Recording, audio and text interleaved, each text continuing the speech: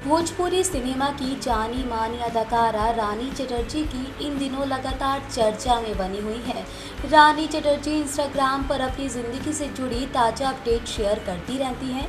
अदाकारा रानी Chatterjee social media पर काफ़ी एक्टिव भी रहती हैं, जिस कारण एक्ट्रेस के फैंस उनकी ज़िंदगी के बारे में ज़्यादा से ज़्यादा जानना चाहते हैं। फैंस की इस एक्साइटमेंट ने उनकी इस वीडियो को इंटरनेट पर वायरल कर दिया है, जिसमें वो ब्लैक बिकनी में बोल्ड फोटोशूट कराती दिख रही है। अदाकारा रानी चटर्जी को अक्सर उनके बढ़ते हुए वजन के चलते ट्रोल किया जाता है, लेकिन इस वीडियो में रानी पूरे कॉन्फिडेंस के साथ अपनी फिगर फ्लॉन्ट करती दिख रही है।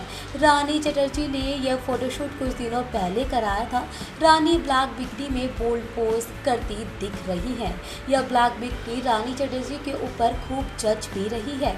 अदाकारा रानी ने बिकनी के ऊपर जालीदार कपड़ा भी पहन रखा है, जो उनकी खूबसूरती में चार चांद लगा रहा है।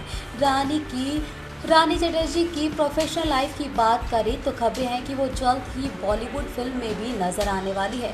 बाकी आपको ये रानी का ये बोल्ड अंदाज कैसा लगा, हमें कमेंट करके ज़रूर बताएं।